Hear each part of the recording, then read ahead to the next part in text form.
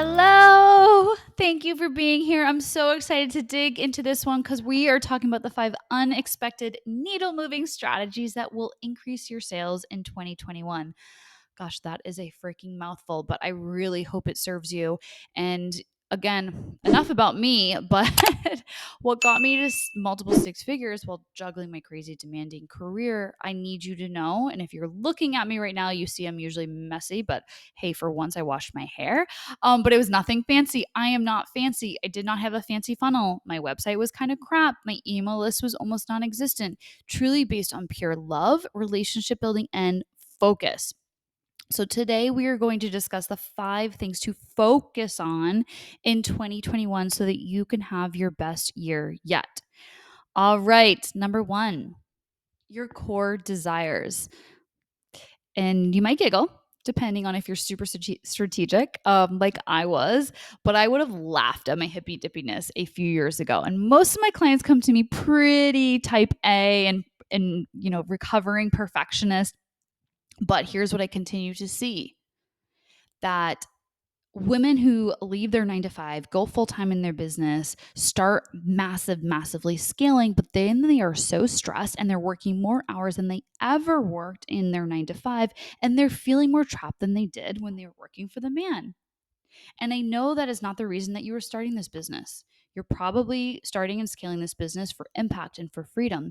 That means you actually need to focus on those core desires, on those kind of feelings, and not just running around like a chicken with their heads cut off, right? Doing a million different things trying to serve everyone. So get out your journals, get out a piece of paper, whatever you're taking notes on today. And I want you to pick 3 to 4 feelings that you want to feel this year. And those are going to be your true north. They will help you say yes or no to things within seconds, within yes or no to investments, to clients, to programs. And as women, our feelings and our intuition should be consulted more. But we have gotten so far into our masculine, into our logic, into our do brain from corporate that we actually don't remember how to feel. How to unlearn some of the things that have gotten us to where we are. That is actually very critical. And we need to start making decisions more from that place. I speak to so many women. They're like, well, what do you mean feel? And I'm like, yeah, that's the thing you need more of, myself included. But at the end of the day, we're doing this thing to feel good. So therefore, we have to kind of tap into it and start learning in our body what actually feels good and what doesn't. So at the end of the year, I want you to think about this time next year. How do you want to feel? What are 3 to 4 things you want to feel? Mine personally are, I want to feel energized, I want to feel joy, connected, and ease. Those are mine. I have them on a huge sticky note behind me. And I look at them every day and I make decisions really, really quickly and easily from that place. And I also, when I'm feeling frantic throughout the day, I look back at it and I'm like, okay, what will bring me more joy right now? It can't just be these words that we put up and we never remember them. It's like the same thing as creating company culture. You have these words, your brand, these words that you don't live out. We have to make sure we're referring back to them. Number 2, a more straightforward one, because we're not only going to the feminine side of things. I want you to select 3 to 5 strategic goals. These are your masculine goals that are SMART. So SMART goals are specific, they are measurable, they are obtainable, they are relevant, and they're time bound. And for me personally, I like to incorporate my life and my business goals within these SMART goals. And that's what I put on my vision boards and whatnot, because life and business are all one and the same for me personally. So you're going to go super high level with these goals, and then I want you to map them out by each quarter. So the biggest problem I see when women are really trying to scale online is they're trying to do too much. And this is where massive overwhelm and anxiety comes in. You might have too many offers, too big of a product suite, trying to serve too many people, too many systems. And that gets really freaking confusing, not only for you, but also for your audience. That will create anxiety for yourself, and anxiety and overwhelm for yourself, but also the people that you're trying to serve. So make sure that you keep the main thing the main thing. I cannot recommend this enough. So having the high level goals for the year, but also then breaking it down by quarter. Number 3, write down your goals in a system and then get to vision casting. So a system might look like, I personally use ClickUp. It could be ClickUp, it could be Trello, it could be Asana, some type of project management software. So even if you don't have a big team right now, you're always thinking like a leader who's going to be scaling to multiple six figures, $1 million. And so you could start to think of bringing your team on and sharing those goals with them. But you also want to be able to track, and you also want to be able to implement from one place. But the real needle mover that I already referenced is that really big, giant sticky note, or a few different sticky notes. So you can write these goals down, both your masculine and feminine ones that we just talked about, and put them in front of you. Put them in your living room, put them in your office, wherever it might be, so you can visualize yourself actually reaching them. Visualization is such a powerful tool.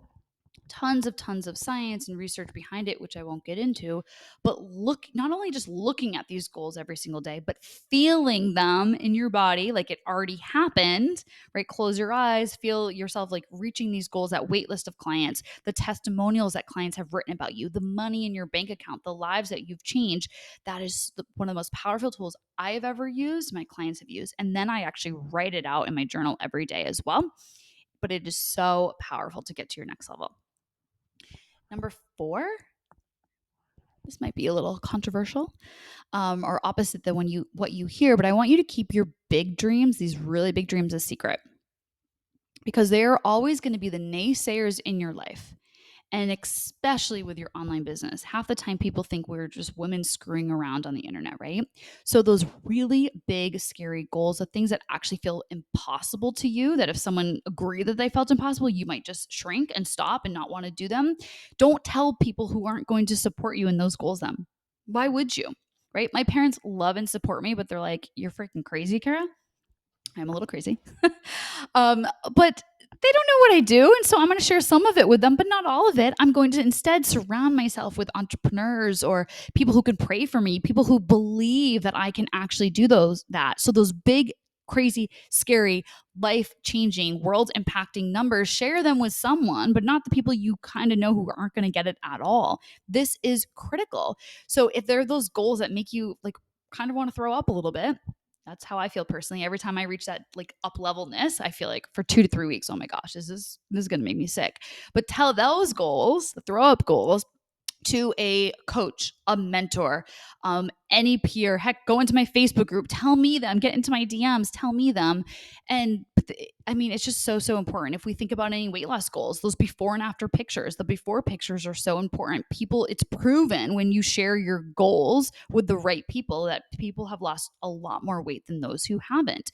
So accountability and goal transparency is absolutely key, but make sure it's with the right people. And last but certainly not least, I want you to focus on mouths and not money.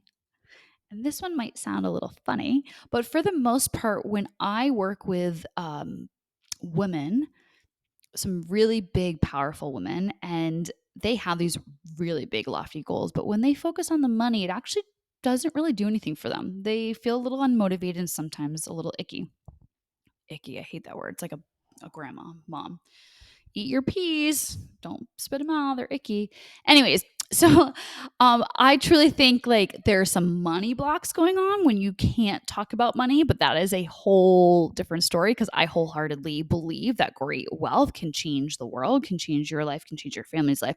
But just at least in my experience, just focusing on the money itself, it's never about the money. It's truly never about the money. It's always about the impact. So instead, I want you to reverse engineer. So if you want to have a $500,000 year because you know that can create really big impact, I want you to break that down into the mouths, as in how many lives it's going to change. So maybe $500,000 year, you want to help 150 people. And that shift will probably shift everything in terms of your tenacity, your goals, how you talk about it, how you show up. So I want to know, how many lives do you want to change this year? And that's it. So when it comes to strategy, ensure that you are breaking down the year into big but achievable goals that allow you to focus, keeping the main thing the main thing. I want you to lead with those feelings that you actually want to feel, and then start physically seeing them, physically seeing these things come into your life. And then I want you to guard your dreams and only share with the people who are really going to support you and focus on the lives that are changed. I hope you enjoyed this episode. If you did, get into my DMs. I'm most active on Instagram. Share it with your friends. Tag me. I will be sure to reshare you, and I'd love to get to know you. So thank you for being here. As always, I appreciate you. Bye, y'all.